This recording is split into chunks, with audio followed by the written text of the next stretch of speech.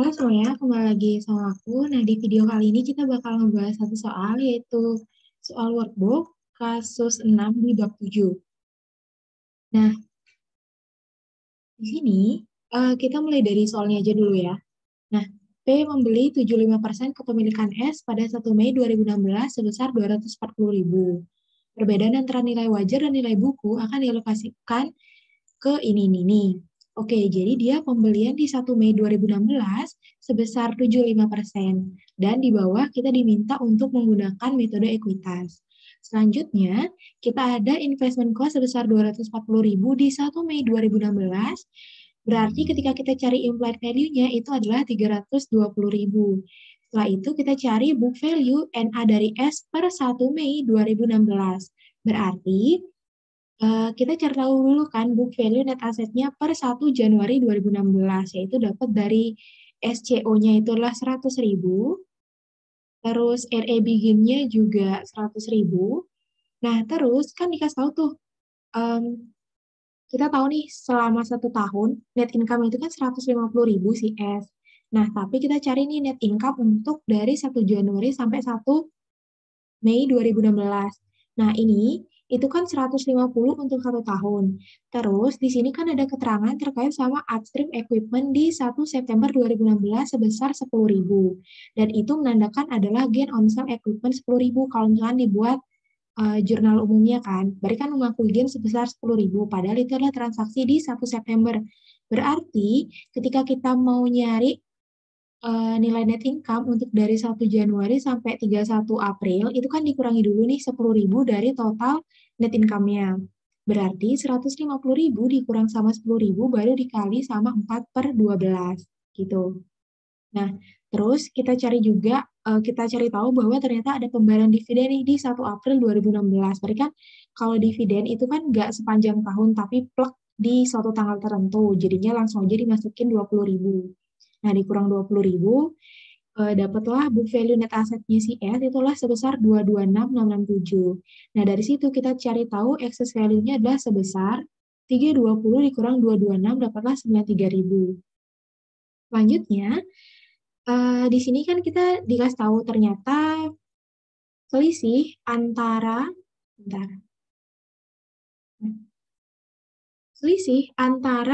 book value dengan fair value, ya, nilai wajar dengan nilai buku itu dialokasikan ke buildingnya yang ternyata under value sebesar 40% dan inventory sebesar 20%. Sisanya masuk ke goodwill.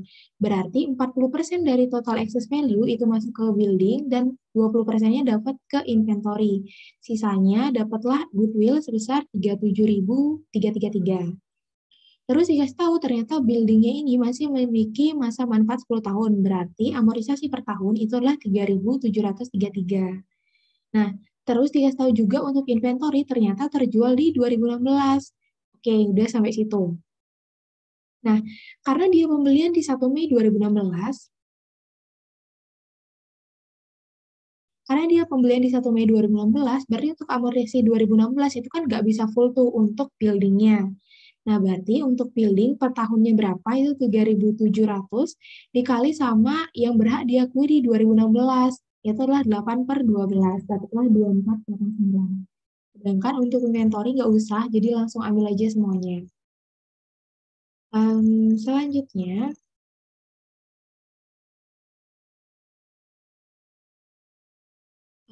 selanjutnya itu adalah terkait informasi tambahan di poin pertama. Itu adalah P menjual inventory kepada S, berarti adalah downstream inventory, yang mana marginnya adalah 20% dari harga jual, yang mana total nilai salesnya adalah 160.000. Berarti total marginnya adalah 32.000. Dapat lari 160 dikali sama 20%. Nah, ternyata dari penjualannya itu ada nih yang masih sisa sampai akhir tahun sebesar seperempatnya. Berarti seperempat atau 25% dari 32.000 dapatlah 8.000. Selanjutnya, untuk poin kedua, kita dikasih tahu bahwa P membeli peralatan dari S, berarti kan upstream inventory, pada tanggal 1 September 2016 dengan profit yang diperoleh sebesar 10.000. Nah, terus dia masih memiliki masa manfaat 4 tahun. Berarti realisasi per tahunnya itu tinggal 10.000 dibagi 4, dapatlah 2.500. Selanjutnya, di sini ada info tambahan kan, selama 2016 ternyata S membayar dividen pada 1 April 2016 sebesar 20.000 dan 1 Oktober itu sebesar 30.000. Oke.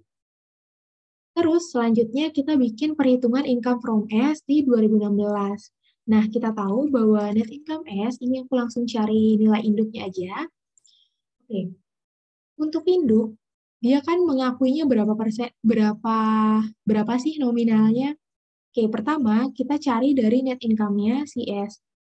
Jadi net income-nya kan 150.000, terus kayak tadi, itu dikurangin dulu sama 10%-nya untuk dapat nih, berapa sih yang layak diakui dari sebelum adanya income yang 10.000-nya ini. Mereka tinggal 150.000 dikurang 10.000 dikali sama 8/12, yaitu dari 1 Mei sampai 31 Desember, terus ditambahin sama income-nya ini.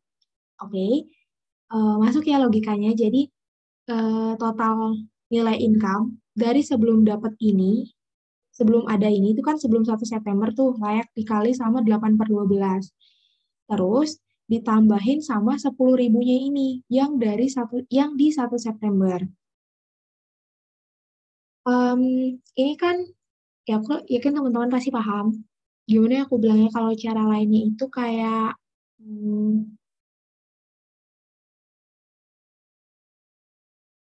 bisa juga, ya pokoknya kayak gitulah. Aku nggak mau bikin pusing lagi. Pokoknya intinya kayak gitu.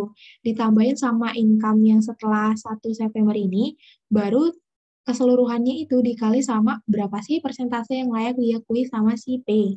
Itulah 75%.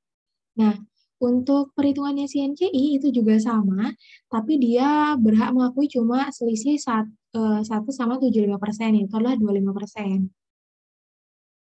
Oke, selanjutnya terkait sama amortisasi. Jadi amortisasi kan ada dua tuh, tadi atas building sama inventory. Jadi amortisasi building untuk 2016 itu kan cuma sebesar 2.489. Sedangkan untuk inventory itulah 18.000. Nah, terus dia dialokasikan ke induk sama NCI, yaitu induk dapat 75% dan NCI dapat 25%. Oke, selanjutnya ada terkait sama unrealized profit downstream yang inventory yang ini. Nah, dia kan unrealized profitnya itu dari 8.000. Karena dia downstream, berarti kan yang punya untung atau yang punya rugi itu kan si P. Berarti kan NCI nggak punya andil tuh, makanya 100%-nya ke induk. Sedangkan untuk equipment, dia kan penjualannya upstream. Makanya dari 10.000 ini, unrealized profit-nya, itu si NCI juga dapat bagian sebesar 25%-nya.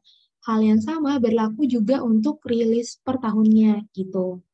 Jadi, dia untuk inventory kan 8.000, sedangkan untuk equipment itu kan 10.000. Nah, realisasi per tahun itu perlu diperhatikan, kita nggak pakai total per tahunnya 25.000 karena dia kan pembelian di 1 September. Berarti dari 1 September ke Desember itu kan 4 bulan kan, September, Oktober, November, Desember. Jadinya tinggal 2.500 dikali sama 4/12 untuk di 2016. Tapi kalau di 2017 dan tahun-tahun selanjutnya itu full 2.500 gitu. Oke, ditotalin dapatlah ternyata income from S itu adalah sebesar 46.758. Terus kita cari nilai investmentnya yang kan kita masukin ke kertas kerja konsolidasinya. Jadi bikinnya itu kan 240.000. Terus ada income from S sebesar 46.758. Terus ada pembayaran dividen itu adalah sebesar 30.000 dikali sama berapa sih yang berhak diakui sama si P. Itu kan 75.000, dapatlah 22.500. Nah, kita jumlahin semuanya dapatlah dapatlah investment in S itulah 264.258 itu. Selanjutnya kita masuk ke jurnal eliminasinya. Jadi kita masuk ke jurnal eliminasi. Jadi yang pertama itu kan kayak biasa, kayak kita tuh mengeliminasi investment in S begin sama equity in S begin. Equity S begin, oke? Nah, di sini agak panjang. Pertama kita masukin yang sebelum pembeliannya. Oke, sebelum pembeliannya. Nah, pertama kita masukin salesnya. Dari keras kerja konsolidasi, kita tahu kan salesnya CS adalah 430.000. Tapi kita keluarin yang sebelum kita eliminasi nih yang belum berhak diakui sama si P gitu. Jadi tinggal 430.000 dikali sama 4/12. 4/12 itu adalah dari 1 Januari sampai 1 Mei 2016 gitu. Makanya 4/12. Dapatlah 143. Terus SCO-nya yang bikin kita masukin semua 100.000. RE juga kita masukin yang bikin 100.000. Terus unamortized excess kita masukin excess value-nya berapa. Terus selanjutnya kita masukin dividennya. Dividennya kan tadi di 1 April kan berarti 20.000. Berarti tinggal dimasukin 20.000 dikali sama 75%. Oke, masuk 15.000. Terus COGS juga sama. Berapa sih total COGS-nya dikali sama 4/12, dapatlah 90.000. Untuk depresiasi expense juga sama. Itu adalah 20.000. Jadi ingat ini adalah yang sebelum pembelian di 1 Mei 2016. Makanya ini 20.000 dikali sama 4/12, dapatlah 6.000. Selanjutnya, untuk investment in SBG, kita masukin investment cost-nya 240.000. Dan untuk NCI, ini agak panjang. Jadi untuk NCI, dia kan mengakui sebesar berapa sih dia boleh gitu kan. Jadi kan ini kan full gitu kan, 100%, tapi yang sebelum pembelian di 1 Mei. Jadinya, untuk nyari nilainya, kita kan masukin nilai SCO, nilai RE, terus kita masukin net income-nya. Ini tuh sama kayak materi sebelum-sebelumnya, jadi kayak berapa sih dari keseluruhan 100% book value-nya itu dikaliin sama persentasenya si NCI. Jadi kan tinggal book value net asset ditambah sama net income-nya gitu. Jadi kan net income-nya adalah 150 dikurang 10.000. Ingat ini per sebelum 1 Mei di 2016. Makanya nih dikurang dulu sama 10%. Maaf, dikurang dulu 10.000. Terus dikali sama persentasenya itu adalah 25.000. Dapatlah 85.000. Selanjutnya kita masukin ini tuh unamortized excess-nya itu dialokasiin kemana aja sih? Tadi kan ada building tuh 37, terus building 37, inventory 18, dan goodwill 37. Masukin kayak biasa. Terus selanjutnya terkait sama amortisasinya, jadi kan ada, tadi kan buildingnya itu under value, jadi sekarang kita menambah depresiasinya sebesar yang udah kita perhitungkan tadi, itu adalah 2489. Terus terkait sama amortisasi inventorinya, jadi kan karena terjual di 2016, jadi tinggal COGS pada inventory sebesar berapa sih tadi under value-nya, itu kan 18.667. Selanjutnya, kita bikin terkait sama income from S-nya. Kita eliminasi income from S-nya. Kan kita udah cari tahu, tadi income from S-nya adalah sebesar 46.758. Terus dividen yang diakui sama si S itu kan cuma sebesar 30.000 dikali sama 75%. Oke, karena dia pembelian di 1 Mei, jadi dia berhak mengakui dividen itu kan yang setelah 1 Mei, dan itu ada di 1 Oktober. Nah, selisihnya masuk ke investment in S. Selanjutnya, itu menghitung NCI. NCI kan tinggal ambil dari yang udah kita hitung tadi. Terus untuk dividen, dia agak berbeda. Jadi, sebelum dibeli sama si P, itu kan NCI itu kan udah ada dari awal kan. Walaupun sebelum dibeli sama si P. Jadi, dari 1 Januari sampai ke 1 April, dia kan pas ada pembagian dividen, dia kan juga dapat tuh sebenarnya si NCI. Makanya, di sini agak berbeda nih perhitungannya. Jadi, kita totalin aja dividen per tahunnya itu berapa, baru dikali sama persentasenya si NCI, gitu. Karena dia kan sebelum pembelian si P itu juga udah dapat kan dividen, makanya di sini pas NCI itu ya dihitung juga dividen yang per dividen yang 1 April 2016, karena sebelum pembelian pun dia kan udah ada tuh NCI, makanya dia juga tetap dapat kan sebenarnya, makanya kita eliminasi juga gitu. Selanjutnya itu adalah terkait sama downstream inventory yang tadi. Kan ada salesnya itu 160, berarti kita eliminasi, tinggal sales pada COGS sebesar 160.000. Terus kan ada sisa tuh tadi 8.000 udah kita hitung. Ini unrealized profit downstream inventory 8.000. Jadi tinggal di jurnal aja COGS pada inventory sebesar 8.000. Selanjutnya, tadi kan ada unrealized profit upstream atas equipment. Jadi kan karena kita belum berhak tuh mengakui gainnya, makanya sekarang kan gainnya dieliminasi. Karena masih tahun yang sama, makanya masih pakai akun gain.